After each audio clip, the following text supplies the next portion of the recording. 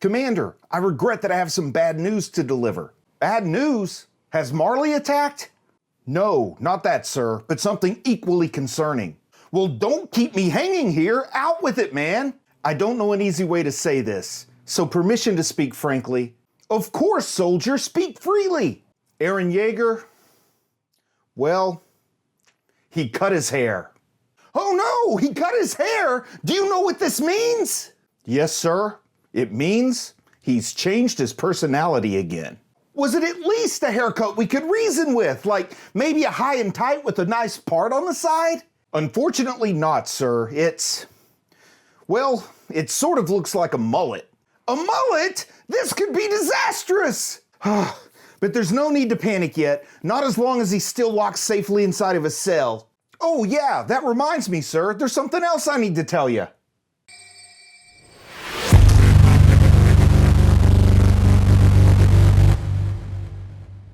Before we get started with the review, I just want to remind people that I do have a Patreon now, and I know a lot of you are already aware of the Patreon, but if you think you might be interested, there is a link in the video description. So we get to see what happened at the harbor. We get an explanation for why those ships that Marley sent to Paradis, why they never made it back with any information.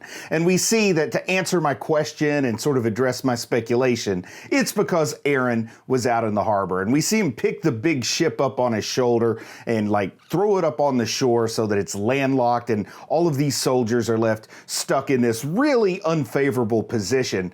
And we do get to see they use this acquired ship to send out a radio distress call to lure more ships into another trap where Armin just transforms and he blows up all the ships in the harbor, totally makes the harbor so that it is not something that's navigable, that boats can go into. But when that first ship is sort of brought in there with its own standoff, we do get to see a little bit about this character, Yelena, or Yelena, depending on how you prefer to pronounce it. Because I was curious, like, where did this new character come from? What is her story? You could tell that there was something significant, and she's working with Zeke, but I didn't know who she was. I didn't even think she was an Eldian. You know, I didn't see an armband on her or anything like that. And we do find out that she is part of this group called the Brave Volunteers, that are from other nations that Marley has sort of expressed their domination through military power over. They've kind of put their foot down on these other peoples and these other nations and forced them to fight for Marley. So she kind of leads an anti-Marley volunteer movement. But we do have this nice chilling moment when all the soldiers on the deck have their rifles pointed at the people of Paradis up on the shore with Hanji and Levi, and of course Eren is there. And then we hear gunshots only to see that a group of mutineers, I guess you could call them, led by Yelena, has actually killed the command structure on the ship, really trying to show their loyalty to an anti-Marley movement, and then kind of through the transitive property to Paradis in that moment, and the Eldians. And we also see Niccolo, a character who kind of comes into his own in these 4 episodes. And we see that he was part of an advanced scout group that had been captured, and he's up there on the shore. And of course, Niccolo is the person who is the wonderful cook. He's the chef who makes the lobster that we get to see in some flashbacks and some fill-in information that Sasha loves so much. So for him to be able to make food that Sasha could enjoy so much, it kind of built a nice little bond between this actual non-ethnic Eldian, this Marleyan, and an Eldian. And this does get us to see through Niccolo, though there are other characters who also come around and start helping the Eldians along the way to help advance their technology here on Paradis. But through Niccolo, we do see that there is some possibility of like reconciliation and mutual respect between the Eldians and the non-Eldians. Just sadly, it looks like a lot of people have forced a lot of events to go in a direction where that's going to be more and more unlikely as every minute seems to pass here. But we get sort of a really chilling internal monologue from Armin when he's reflecting over the events of these past 4 years and of what I'll call sort of the Paradis counteroffensive against the people of Marley and luring them into the bay. You know, I think we get some of this when he transforms into his colossal Titan form and blows up those ships in the harbor.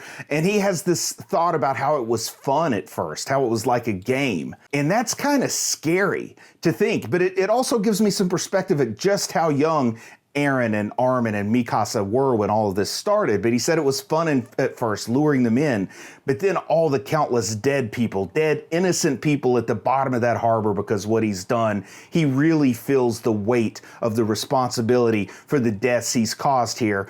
And it really shows Armin growing and maturing a little bit as a character in that moment. And something several people pointed out in the comments is that when Armin is in his colossal titan form, he doesn't have any ears. And there's some speculation that that's kind of to signify that he doesn't want to hear the screams of his victims when he's in that colossal titan form. I think that's a great observation. I don't know if that was intentional or not from the creators of the show and of the manga, but I really like that idea.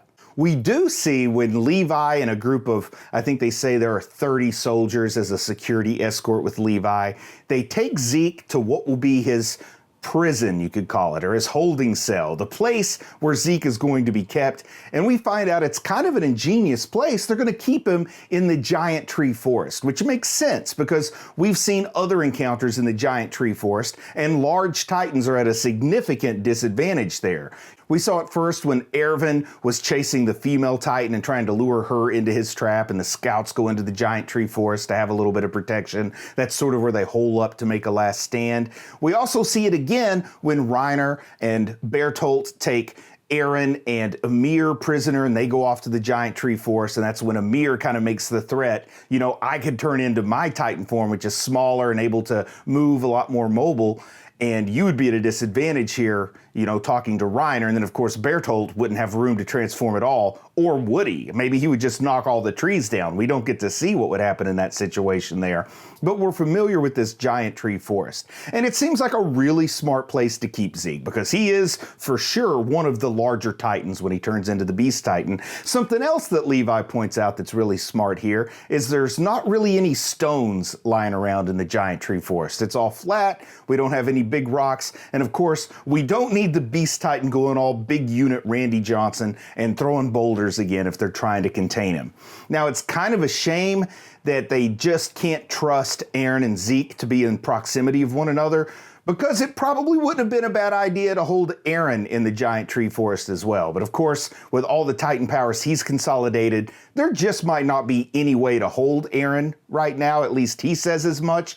But I wonder if the giant tree forest might have worked out a little bit better than the cell they did have him in during this stretch of episodes.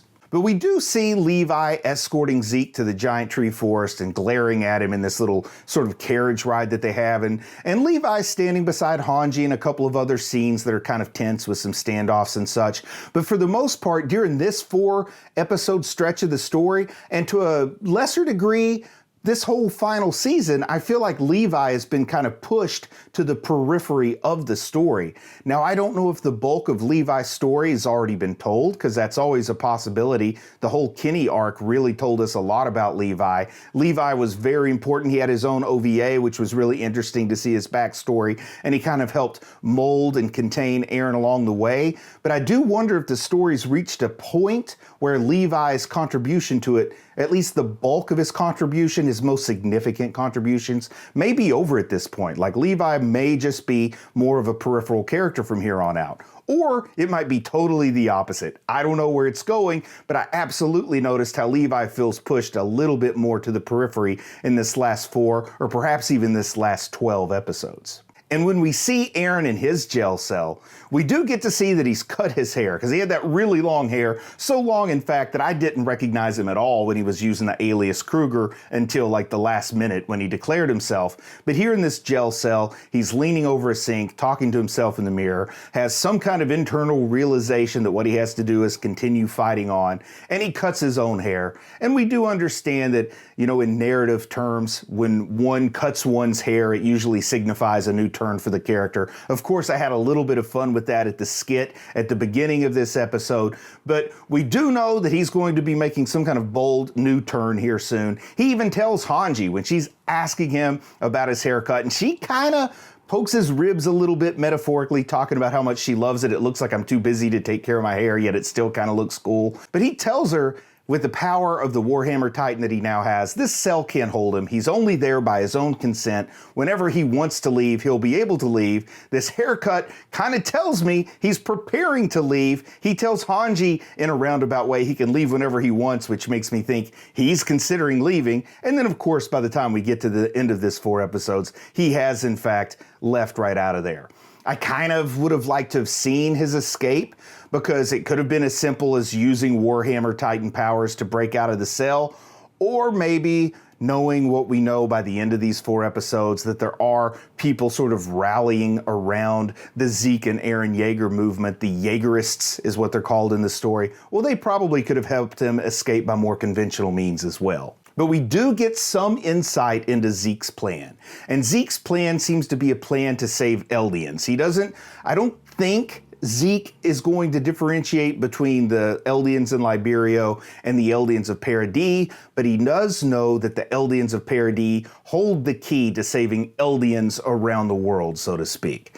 And even though we get the insight into his plan, and some of the first steps involve Zeke and Eren using their powers together so that Eren can unlock that founding Titan power by making contact with someone of royal blood, and giving sort of a demonstration run of the rumbling to make the world step back and leave Paradis alone, while Paradis rapidly works to get their own weapons technology and their own economic skills up to par to blend in with the rest of the world and hopefully delay a mass execution of Eldians. But I also think that there's a little bit more to Zeke's story. I'm starting to get a real strong idea that I need to think about Zeke the same way I used to think about Erwin, that he's always a couple of steps ahead. And when you think you've caught Zeke off guard, like when we get to a point where some characters in this story think they're going to catch Zeke off guard, I have an idea that they're doing exactly what Zeke expected them to do, and then he's prepared for that moment. I mean, we saw that he and Erwin were like a couple of brilliant generals facing off against each other at Shiganshina, so I expect Zeke to continue that brilliance. Sadly, we've lost it with Erwin not being with us anymore, but I do give Hanji a lot of credit. Armin spends a lot of time talking to Annie inside of her crystal coconut that she's been in since the end of season 1. And he confesses his inner thoughts to her almost like she's a therapist. And I start to think, like, is Annie able to hear this? Like, even though she's inside that shell, does she still have some level of consciousness? Because when we think back to the Warhammer Titan, from inside her coconut shell, she did have some level of consciousness because she was able to control that Warhammer Titan and to sort of make some moves and some plans with that. I have to believe she could interpret stimuli coming in from outside of that shell. And I kind of feel like Annie's hearing this and taking this all in, and she may be processing this. And I really feel like Annie is going to emerge from that coconut before the story is over, before the end of this final season, though it'll probably be in the back half of the final season. I do feel like she's going to emerge from this chrysalis, if we can call it that, and she is going to be a different person than she was going into it, and I think she's going to have some amazing impact when that happens, though I don't quite know how yet. I'm eager to wait and see it. Part of Zeke's plan was to establish diplomatic relations with this nation called Hizuru, and this is a nation that's very, very clearly based on Japan. I mean, it says in the little info card that we get that their top ruler is a shogun, and we have this one person who's leading their team of delegates from Hizuru to Paradis, and they find there's some common ties with Mikasa here, because they talk about the ruling family and how some members of the ruling family got trapped on Paradis with the old King Fritz, and mentions the family crest, and then Mikasa shows this tattoo on her wrist that she has of that family crest. And I didn't remember her having that tattoo, but then some other people who communicated with me said she didn't have that tattoo during the WIT studio era. There's huge taboo, it's been explained to me, and I feel like I've heard this before, but huge taboos surrounding tattoos because they're so strongly associated with crime and with the Yakuza in Japan that they did not put the tattoo on her wrist in those early seasons, but it's sort of been retconned here and it works really well. But all in all, it's telling us that we have another secret queen here, you could say. You could say that Mikasa is the heir to the throne of Hizuru, And the diplomats from Hizuru do want to establish the importance of that seat again, or at least we get the idea that they do. But we also get the idea that perhaps this whole nation is simply motivated by greed. And even if they are motivated purely by greed, I think Zeke understands that enough that they are being utilized in a way beneficial to whatever Zeke's master plan is going to be shown to be. But there's so many people that really want a demonstration of the rumbling. And there's so many people that want to take the Titan away from Zeke and take the Titan powers away from Eren and give it to others and use them to demonstrate the rumbling. But this is all just makes me think of like a nation wanting to set off this massive nuclear bomb out in the middle of the desert or out in the middle of nowhere in Siberia or out in the middle of the ocean, just to show that they can as a way to try to scare people from messing with them. I think this trial run of the rumbling is absolutely along those same lines, like a meaningless demonstration of force, like you're not actually using the force on anyone, you're just saying you have that weapon.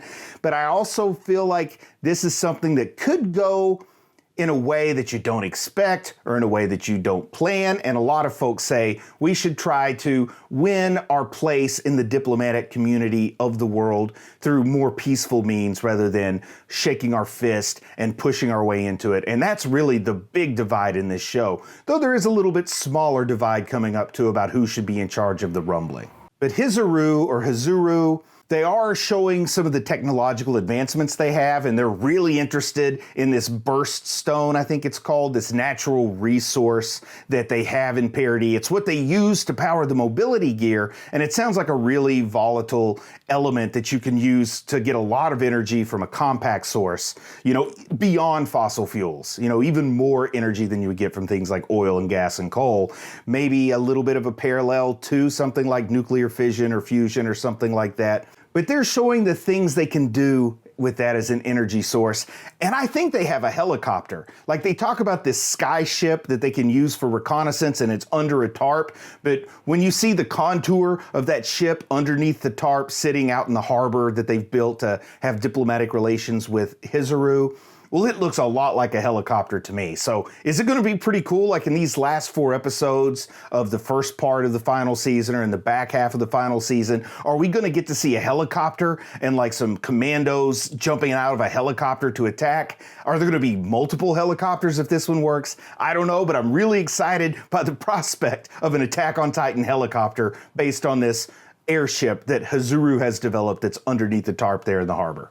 Historia is expecting a child. She's pregnant. And at first I thought maybe the mystery would be who's the father, but it sounds like it's just some person that grew up in the same village that she did outside of the farm where she grew up. Someone she's known all her life. They've checked him out and he seems like an okay guy. But I wonder if there is a story here. Like, is there strategic choice or decision to get pregnant as it relates to all of the conflict going on in Parody along with its conflict with Marley?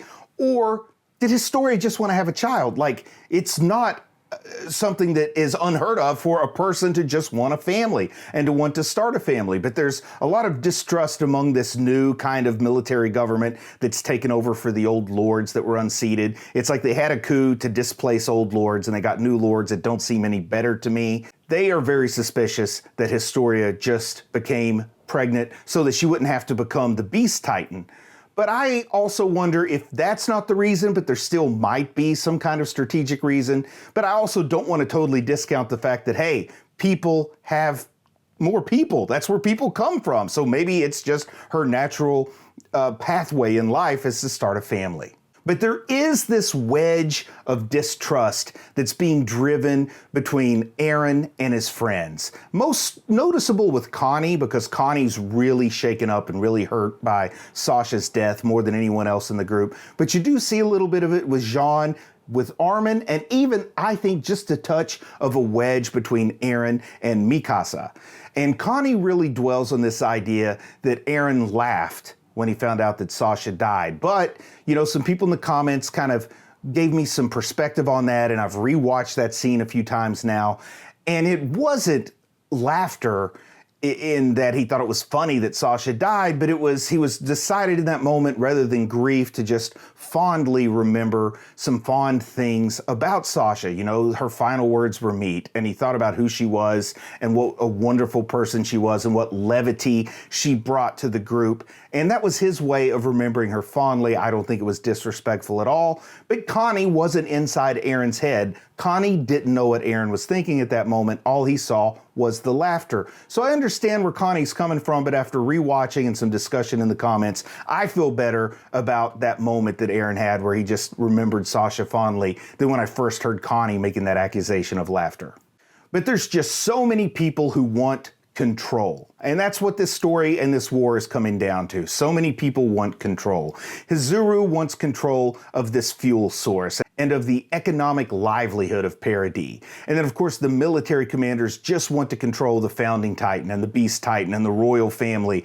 And then Eren and Zeke want to be able to control the Titans with their power in order to get independence and freedom for Paradis.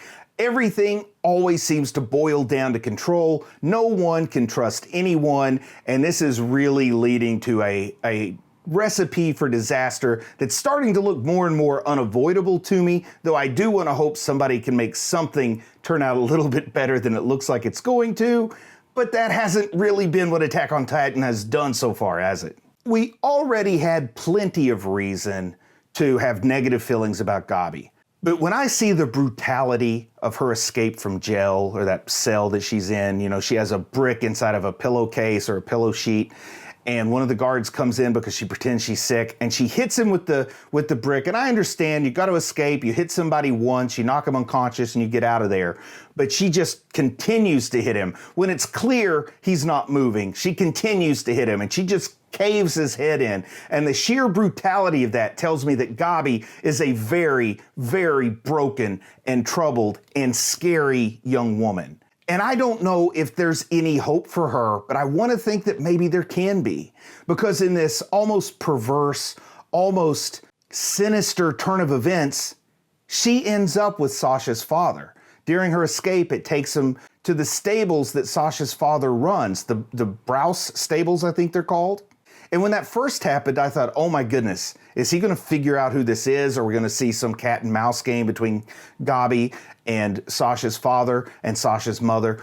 But then she gets sort of accepted and she gets fed. And even though she's still as caustic as can be and as confrontational as can be, there does seem like there's the kind of love here in this family that could help a child get from a troubled path to a better path. So I wonder, can she be rehabilitated? Particularly when she has this confrontation with Kaya. And Kaya is the daughter of a woman who was killed back in Sasha's hometown. You remember Sasha went back and met her father, and she helped rescue this young girl from a Titan after her mother had been killed. Well, that's Kaya.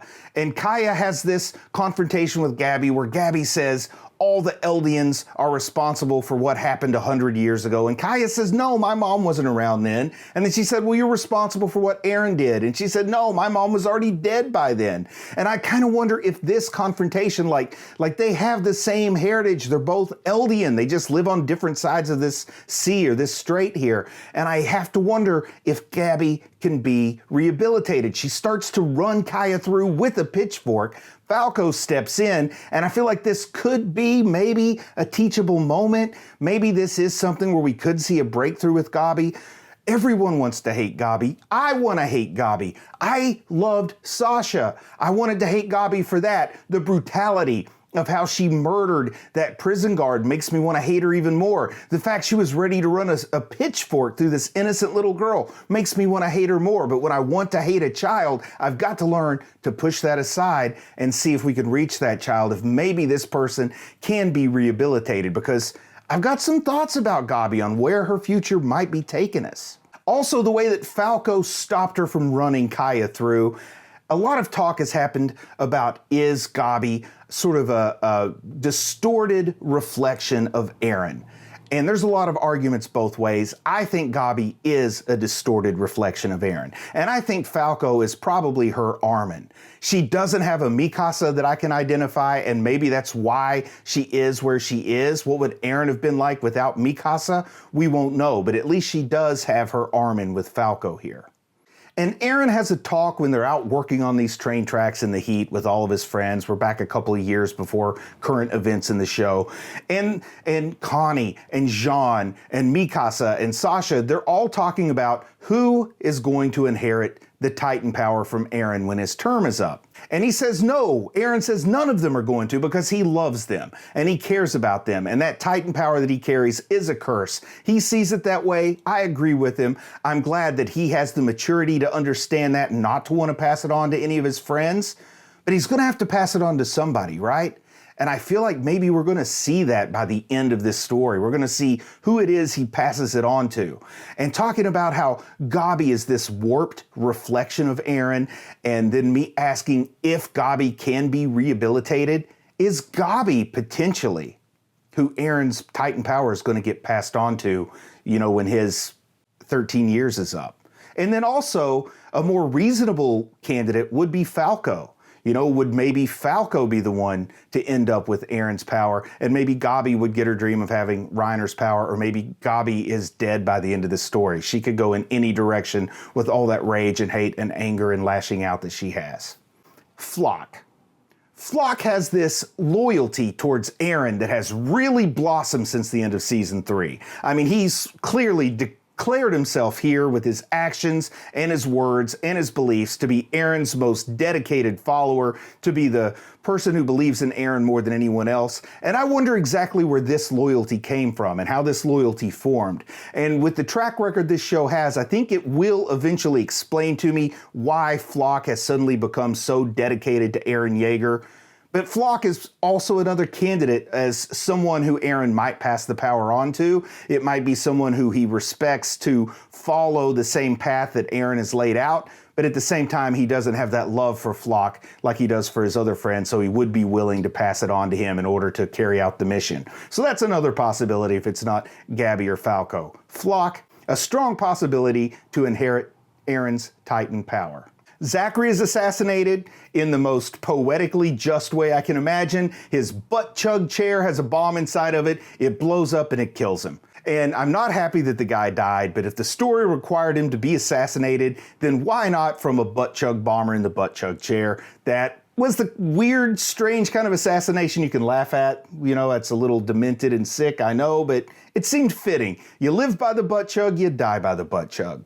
With Zachary's death, we find out that Pixis is the de facto leader, and I'm really happy about this because I've been a Pixis fan since he was first introduced. And he does seem to be, unlike Zachary, who had his own agenda that I didn't see until it was too late, or Erwin, who also had his own agenda churning, Pixis really does seem to want to do what's best. So I think he is the best person to have in this leadership position. One of the first things he does as the new leader of Paradis, the new military leader, I should say, of Paradis, is he says, hey, we're not going to run in with our guns loaded into battle with the Jaegerists. We're going to use our leverage of knowing where Zeke is held. We're going to sort of surrender in a way, meaning we're not going to fight. We're going to say, hey, let's talk this out. You want to be in charge, you're in charge, but you have to listen to our counsel. Pixis is really, really taking a smart approach to this.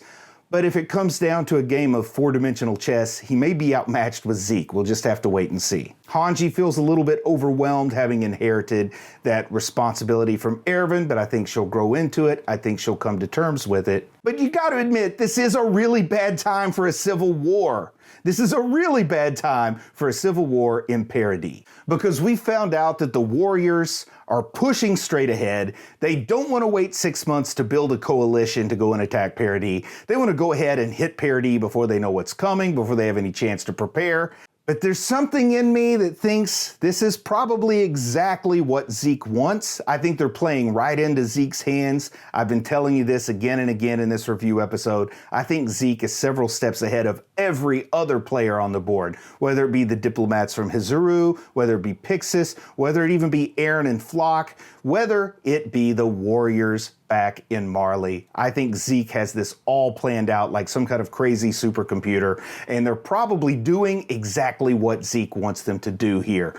I guess to find out, I'll have to get into the next episode and find out. And with that, I'll say I'm proud of you for watching anime, and I'll talk to you again soon. I just want to say a big thank you to everyone who supports the channel over on Patreon. It really means a lot to me. If you think you might be in a position to support the channel, well, there is a link to the Patreon in the video description. Thank you.